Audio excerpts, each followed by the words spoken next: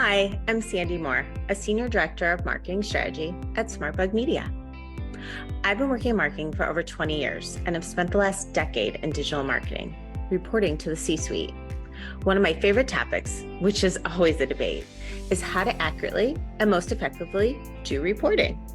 There are many ways to tell a data story, and each story is different depending on who the audience is. We all know that data can be skewed to tell the story that is best suited to get our point across, or what we think the audience wants to hear. So what are some forward-looking KPIs that CMOs can trust and deliver to their company's CEO and board of directors? The answer is data analytics and insight metrics. These key metrics with data quality, data completeness, and data accuracy. CEOs care about metrics that are data-driven for their decision-making. Although key metrics for marketing attribution reporting is making everyone batty. It's fine and dandy to say that we're all one team. Ever heard of smarketing? But are sales and marketing really one team? Some noisy influencers are saying that the MQL is dead. But is that really true? It can be hard to attribute marketing contributions to a company's revenue when 1, the sales cycles are long, 2, the sales team isn't the best at their jobs, or 3, the product is nice to have, but it's a really tough economy, which makes it an optional purchase and not so critical. So, what do we think that the forward-looking KPIs CMOs can deliver to their board and their CEO? Let's start with defining MQLs and SQLs. If you haven't defined them or you need to revisit them, I recommend the following definitions. An MQL, or a marketing qualified lead, can be a contact that has completed a non-decision stage form on a website, such as downloading a piece of premium content or even registering for a webinar.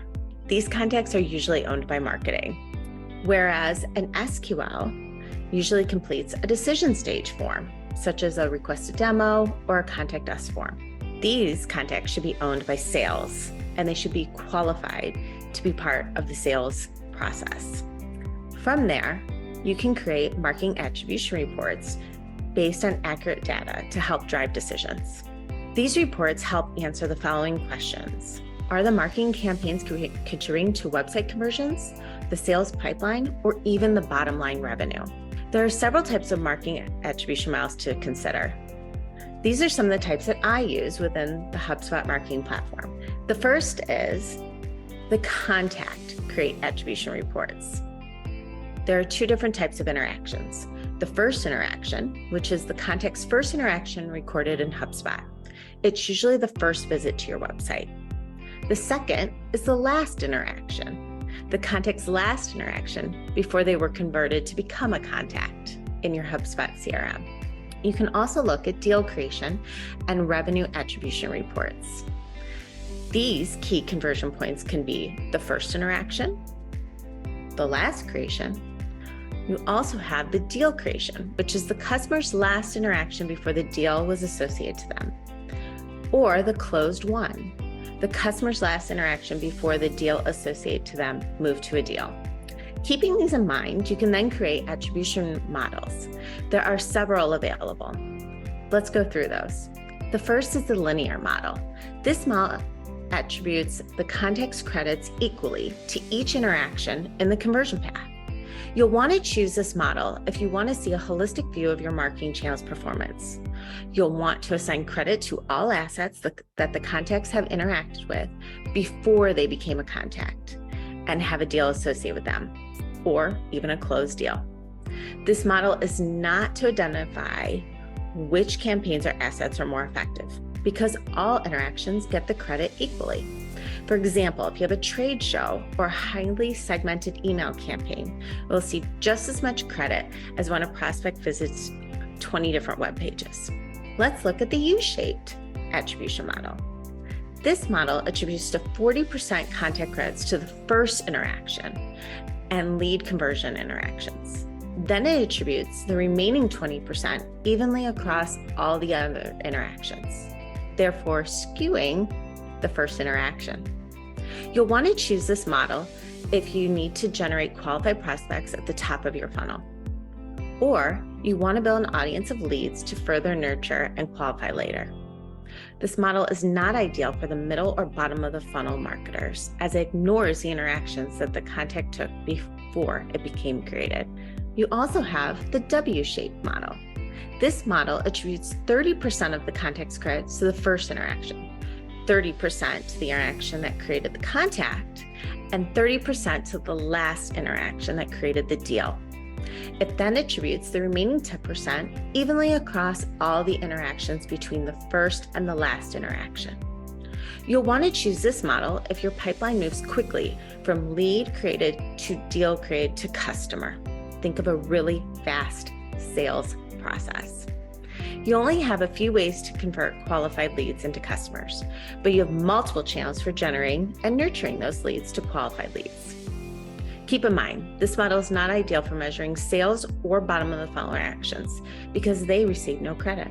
Please note, when you're using W-shaped models, if a deal create date is before any of the create dates of the associate contact, then the W model will be null. It will have no values because the data is not in the form that fits the model. You'll want to keep in mind of time decay. This model attributes contact credits more heavily to recent interactions, credits that are distributed using a 7-day life. This means an interaction 8 days before a conversion gets half as much credit as maybe an ad interaction 1 day before the same conversion. You also have the opportunity to use a full path model. The model is available only in revenue attribution reports. This model attributes 22.5% of the deal revenue credits to the first interaction, lead creation, deal creation, and then the last interaction of each. It then attributes the remaining 10% of the deal revenue credits to all other interactions equally. You'll want to choose this model if you're equally concerned with all parts of the funnel and the customer's journey. I actually recommend the full path model myself. Your marketing and sales alignment is key to driving revenue. You'll have a large marketing and sales organization, or you have multiple marketing and sales channels to drive conversions. Please note, when using the full path model, if a deal create date is before any of the create dates of the associate contact, then the full path model will be null. It will have no values because the data is not in the form that fits the model. You also have available the J-shaped model. This model contributes 20% of the credit to the first interaction, 60% to the conversion, and then the remaining 20% to spread across other interactions in the conversion path. Choose this model if you want to give credit to both the first interaction and converting interaction, but with more weight on the conversion. The inverse J-shaped model is similar, but it attributes 60% of the credit to the first interaction and 20% of the interaction to the lead to the conversion. The remaining 20% is spread across other interactions in the conversion path. You'll want to choose this model if you give credit to both the first interaction and the converting interaction, but with more weight on the first interaction. You can then decide which model best fits your needs, and you may use a combination of all to report on your forward-thinking KPIs. You'll also want to calculate marketing's attributed and influence revenues.